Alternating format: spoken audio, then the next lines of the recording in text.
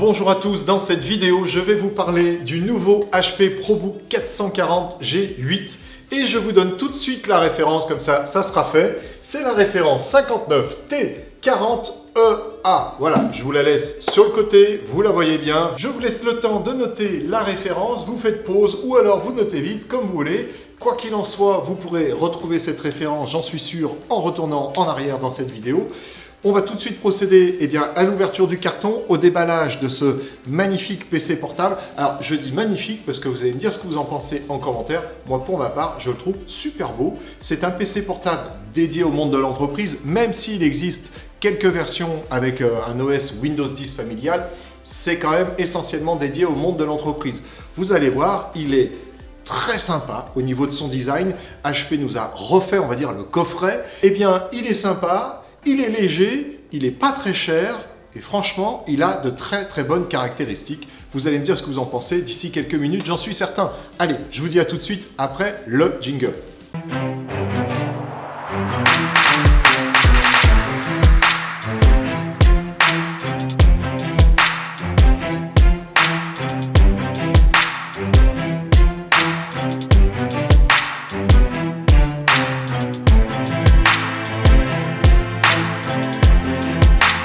Allez, sans plus attendre, nous allons ouvrir ensemble ce carton de ce magnifique PC portable. En tout cas, d'ici quelques temps, vous en serez convaincus, j'en suis certain. Alors, ce PC portable est un PC portable, comme je vous disais, dédié, on va dire, essentiellement aux entreprises. Néanmoins, vous avez, avec ce modèle, c'est-à-dire le ProBook 440 Gen 8, 3 distributions qui sont supportées. Alors, supportées pourquoi? Parce que je pense que la version Linux doit pas être si évidente que ça à trouver. En tout cas, nous, on n'a pas la référence, je vous le dis tout de suite. Par contre, voilà, sachez qu'il existe une version Linux, il existe une version Windows familiale et une version Windows professionnelle. Dans la version Windows professionnelle, c'est livré nativement en Windows 10. Et après, vous pouvez obtenir la version Windows 11 par le biais d'une mise à jour qui est gratuite chez Microsoft. Voilà. Alors, je me mets tout de suite en dessous pour aller voir déjà l'alimentation. Vous savez que l'alimentation est un point que je trouve important, tout simplement parce que selon la longueur du câble que vous allez avoir, vous allez pouvoir placer le PC à différents endroits de votre bureau. Bon, là, j'ai la sensation que le câble a une longueur quand même suffisante. Je vous le fais aller à 1,50 m, quelque chose comme ça. De toute façon, je pense que c'est un petit peu la longueur aujourd'hui traditionnelle chez HP. Vous avez un bon 1,50 m, effectivement, au niveau du cordon d'alimentation. Et puis, pour ce qui est du câble électrique d'arrivée, on va dire, celui qui va vous connecter le chargeur ou le transfo. Bon, là, c'est un petit câble d'1 mètre. Donc, voilà, 1,50 m plus 1 mètre, 2,50 m, c'est pas si mal. Après, si vous voulez plus, il vous faudra tout simplement acheter un réplicateur de port ou une station d'accueil, selon si le PC accepte le chargeur USB type C en point de recharge au lieu du connecteur. Ah oui, je ne vous ai pas montré le connecteur. Alors, le connecteur, c'est un connecteur classique de chez HP. Je vais faire comme ça pour qu'il y ait le focus. J'espère en tout cas qu'il a lieu. C'est un connecteur classique. Ce n'est pas un chargeur avec USB type C. Donc voilà, si vous en voulez un, il faudra l'acheter en supplément, à condition que ça soit compatible. Et on va le voir ensemble parce que j'en suis pas certain. Bon, je crois que oui. Alors, une fois qu'on a enlevé tous les cartons, il nous reste quoi? Il nous reste, comme d'habitude, la petite documentation qui est de plus en plus fine. Je pense qu'un jour, ils ne vont plus la mettre, ça c'est à peu près certain. Je pense que là, de toute façon, ils sont un peu contraints de vous mettre ce genre de documents parce que sinon, eux aussi, ils seraient assez d'accord pour l'enlever. Allez, alors, je me mets bien en dessous de la caméra. Vous avez déjà un emballage en carton recyclé. Chez HP, c'est à peu près toutes les gammes maintenant qui sont avec un emballage recyclé. D'ailleurs, on le voit parce que vous avez, hop là, je vous le montre comme ça, vous le voyez bien, le petit sigle du carton recyclé, ou en tout cas du matériau recyclé. Et sans plus attendre, on va enlever tout simplement la coque. Alors, comment on s'enlève la coque? On va l'enlever comme ça, tout simplement. Voilà. Hop, je vous la mets sur le côté pour que ça ne nous gêne pas. Et hop là, je vous enlève le plastique. Vous allez voir tout de suite que ce que je vous disais en introduction est totalement vrai, ma foi. Il est super joli. Il a vraiment un très très beau design. Regardez un peu comme il est beau. Alors, c'est un 14 pouces. Donc il tient dans la main, il est léger, il fait à peine 1,2 kg me semble-t-il. On prendra les docs tout à l'heure, en tout cas les petites fiches descriptives. Il est relativement fin, il a vraiment un design très très sympa. Il est sérigraphié sur la tranche à l'arrière ProBook. Alors en espérant que le focus se fait bien. ProBook, voilà, donc c'est effectivement la gamme ProBook 440 Gen 8. Gen 8, on me l'a demandé il n'y a pas très très longtemps. Alors le G8 veut dire génération 8, donc c'est sa 8e génération. Et alors je vous disais qu'il a quand même quelques petits trucs qui sont sympathiques, je trouve. Déjà, c'est son ouverture. En termes d'ouverture, vous allez pouvoir l'ouvrir complètement. Alors, on n'est pas à 180, mais pas loin. Hein. On doit être à 178 degrés. On ne va pas forcer parce que sinon on casse tout. Mais vous remarquez que voilà, il peut s'ouvrir complètement. Alors, ça a l'air de rien comme ça, mais c'est un point qui est très important. Sachez que c'est un PC portable qui est, on va dire, dans une gamme de prix relativement basse, aux alentours de, allez, entre 1000 et 1700 euros. Vous avez différents modèles dans la gamme qui vont vous amener dans ces eaux-là. Eh bien, c'est pas donc un PC très très cher. C'est un PC qui est quand même relativement accessible. Il a pourtant des tests qui sont des tests militaires de longévité et puis de dureté. Alors, il a par exemple 120 000 heures de tests qui ont été réalisés dans un process qui s'appelle chez HP, le Total Test Process, qui bien tout simplement répond ainsi aux normes américaines, les 1000 STD 810H. Alors, vous irez voir sur Internet, je vous avais fait une fois un petit encart dans une vidéo où je vous expliquais ce que c'était ces normes 810H. Sachez qu'en tout cas, voilà, ce genre de petits détails, ben, ça vous montre que c'est un PC qui aura une charnière costaud et puis surtout que vous allez pouvoir manipuler, on va dire, sans grande précision. Vous savez, vous en avez quelques-uns qui se bloquent comme ça. Là, c'est pas son cas. Vous l'ouvrez, hop, vous n'avez pas de souci à vous faire, la charnière ne risque rien, c'est prévu pour une ouverture jusqu'à cette extrême limite. Et dans la même catégorie, on va dire, de robustesse, de durabilité de votre PC portable, sachez que certains dans la gamme, celui-ci en l'occurrence, donc la référence qui est juste derrière moi, eh bien, sachez que dans cette référence-là, vous avez un clavier qui est étanche. Bah, ça fait partie justement de ces tests et qui rendent un petit peu le PC aux normes militaires. Donc vous avez la possibilité peut-être pas d'aller sur des terrains, mais en tout cas des terrains de guerre. Mais en tout cas, voilà, il a une certaine résistance qui lui confère une certaine durabilité. En tout cas, c'est ce que dit HP. Alors, tant qu'on en est à la durabilité, ce produit est garanti 1 an. 1 an en retour atelier, me semble-t-il. Au niveau de sa batterie aussi, je vous encourage toujours de prendre des extensions de garantie. En tout cas, c'est toujours ce que l'on propose aux clients. Mais alors encore plus quand le modèle n'a qu'1 an, j'allais dire, de garantie. 1 an de garantie, c'est pas suffisant pour un PC portable et encore moins pour un PC portable utilisé dans le cadre d'une entreprise. On va pas changer son PC toutes les années. La réparation coûtant très cher. Voilà. Nous, on encourage toujours nos clients à prendre une extension de garantie pour au moins 3 ans. Sachez qu'il existe également des extensions qui vont à 4 ans, à 5 ans. Bah, ça dépend un petit peu combien de temps vous amortissez vos produits informatiques. Généralement, c'est plusieurs sur 3 ans. Donc bon, voilà. Prenez 3 ans. Allez, on en revient au détail, au descriptif, on va dire, de ce modèle précisément, parce qu'il y a des choses qui vont être dites dans cette vidéo qui correspondent un petit peu à toute la gamme, mais là je vais essayer de vous parler vraiment déjà de ce modèle, comme ça vous savez un petit peu, si vous achetez ce modèle-là chez nous, ah, vous connaissez un petit peu les grandes lignes de ses caractéristiques. Alors, sachez que c'est un CPU i7, comme vous pourrez le voir juste ici, je ne suis pas sûr que ça fasse bien le focus, alors je vous rapproche le PC. C'est un CPU i7 qui est intégré dedans. C'est le CPU i7 le plus commun, on va dire quand même, de chez Intel. C'est le 1165 G7 qui a donc une fréquence de 2,8 GHz en temps normal et qui peut aller en turbo boost jusqu'à 4,7 GHz. Donc c'est un bon processeur, c'est du i7. Donc voilà, on reviendra un petit peu sur les différents CPU dans la gamme. Là c'est un i7. C'est donc un CPU 4 cœurs. 4 cœurs avec 12 mégas de cache. Voilà, bon, rien de plus à vous dire sur ce CPU. Alors, je ne vous l'ai pas dit, mais la carte réseau qui est à l'intérieur est évidemment une 10100 000, c'est-à-dire que vous allez pouvoir vous connecter sur des switches jusqu'à 1 gigabit, ça va sans dire. Ce modèle est équipé de 16 Go de mémoire, de 512 Go de disque SSD évidemment. Vous avez une carte vidéo Iris qui est à l'intérieur. Un point que je ne vous ai pas donné, c'est le point de la carte graphique. La carte graphique dans les modèles qui en disposent, c'est une carte graphique Nvidia, c'est la MX450 qui est dotée de 2 Go de mémoire qui lui est dédiée. vous avez enfin un écran IPS de 250 nits. Alors bon, je vous montre la dalle vite fait ici. Alors bon, je vous la montre ici. Voilà, là, elle est éteinte. On vous fera la petite séquence de vidéo justement avec l'écran allumé en fin de vidéo, en fin de présentation. Comme ça, vous pourrez voir un petit peu le rendu en 250 nits. Alors, il va bien plus haut, mais voilà, là, le prix va monter aussi. 250 nits, on va dire que ça correspond à un usage PMI, PME, un usage bureautique. Vous pouvez tout faire avec.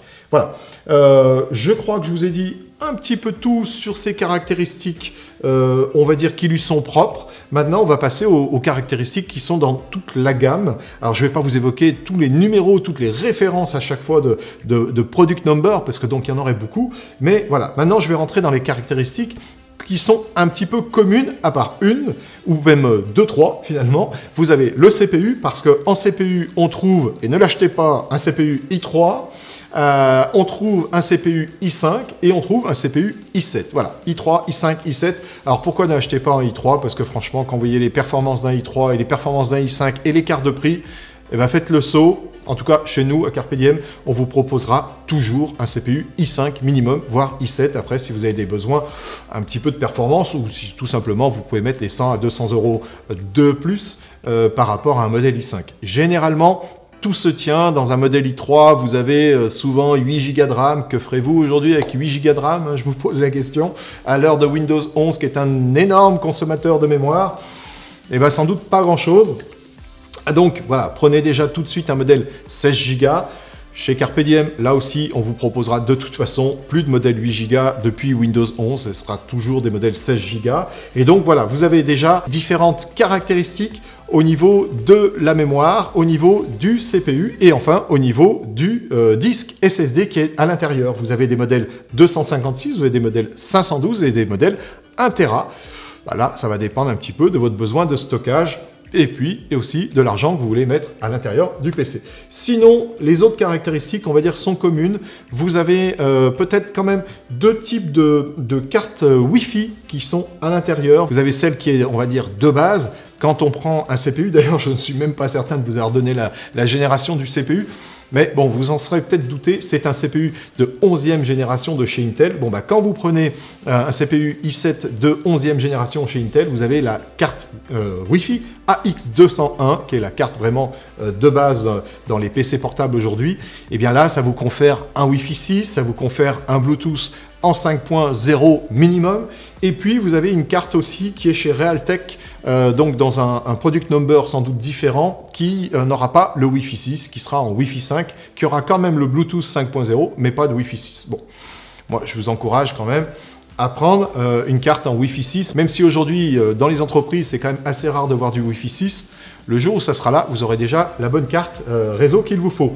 Et puis, un autre point, c'est qu'en option, vous pouvez avoir une carte 4G à l'intérieur. Je ne sais pas si elle est 4G, 5G, peut-être qu'elle fait même les deux. Et puis, un lecteur SD qui ne sera pas dans tous les modèles. Voilà. Et maintenant, on passe au descriptif des parties communes, on va dire des points communs entre tous ces PC. Alors déjà, je vais tout simplement vous montrer ce que vous avez sur la partie gauche du PC. Vous avez l'emplacement du câble sécurité, donc là c'est la tête mini de chez Kensington ou le câble de sécurité de chez HP. Vous avez un port USB type A super speed, c'est-à-dire un 5 gigabits seconde. Vous avez enfin, juste au milieu, la prise RJ45, comme vous le voyez, qui est une prise rétractable. Alors c'est-à-dire que le dessous va pouvoir s'écarter pour mettre le câble Ethernet à l'intérieur. Mais c'est déjà super, vous avez l'emplacement pour mettre un vrai câble réseau et donc ne pas être qu'en Wi-Fi avec ce modèle-là. Alors maintenant que nous avons vu à gauche, on va aller voir à droite. Et en plus, en ces temps d'élection, c'est pas mal d'aller voir ce qui se passe à gauche et ce qui se passe à droite et vous ferez votre choix. En tout cas, tant que vous prenez le PC HP ProBook 440 Gen 8. Vous avez l'emplacement de lecteur de carte mémoire en micro SD. Là, dans cette référence de PC portable, c'est inclus.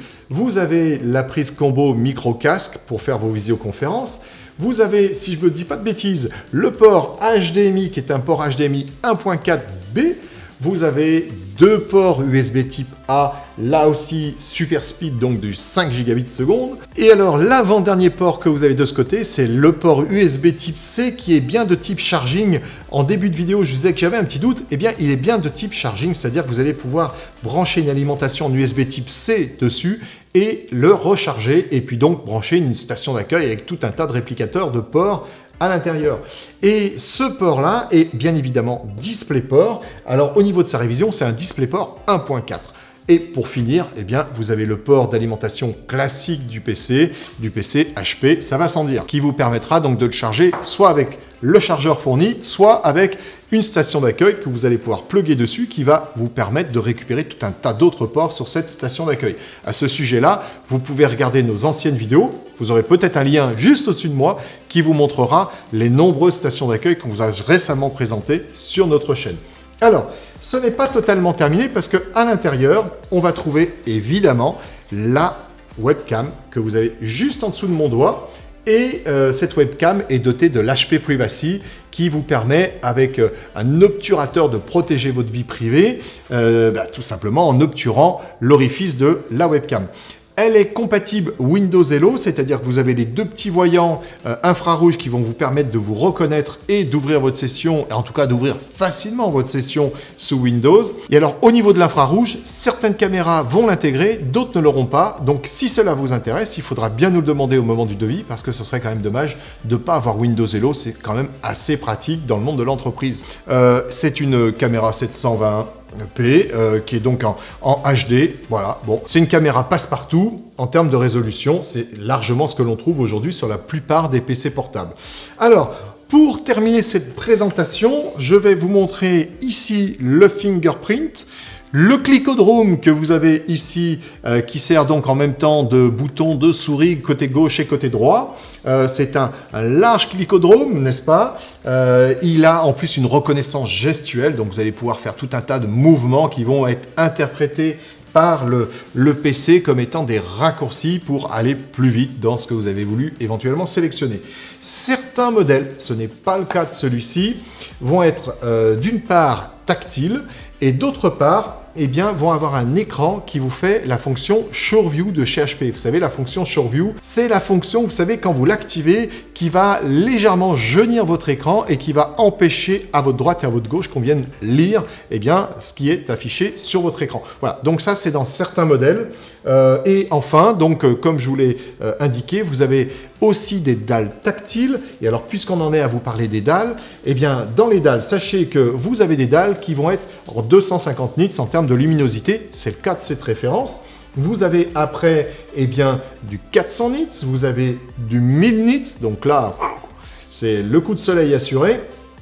Et enfin, vous avez donc la version tactile. La version tactile aura une luminosité de 250 nits. C'est assez fréquent qu'une version tactile offre aux alentours de 250 nits de luminosité. Et puis alors, vous avez l'énigme, vous avez la résolution qu'il ne faut pas acheter, à mon avis, aujourd'hui. C'est peut-être bien d'ailleurs dans certains cas couplé au fameux i3 qu'il ne faut pas plus acheter. C'est une résolution de 1366 par 768. Donc inutile de vous dire que celle-ci, elle sert à rien aujourd'hui. Ou alors, si vous voulez régresser à un Windows 7, pourquoi pas. Mais voilà, avoir ça sur un Windows 10 ou Windows 11, je ne vois pas bien l'intérêt. Bon, néanmoins, cette référence existe, je vous en ai parlé. Et quand bien même nos vidéos ne sont pas sponsorisées pour HP, vous avez vu, je vous parle même des références que je n'ai pas du tout envie de vous proposer. Mais en tout cas, voilà, la référence existe. Je pense que j'ai fait un petit peu le tour de tout ce que l'on peut trouver en termes de caractéristiques. Pour presque terminer cette vidéo, je vais vous parler maintenant de ces dimensions. Alors, en termes de dimensions, nous avons une dimension de 32,19, donc 32 cm dans ce sens-là, 21,39 de profondeur en quelque sorte et 1,99 juste ici. Et c'est pour vous dire que ce PC est très très fin.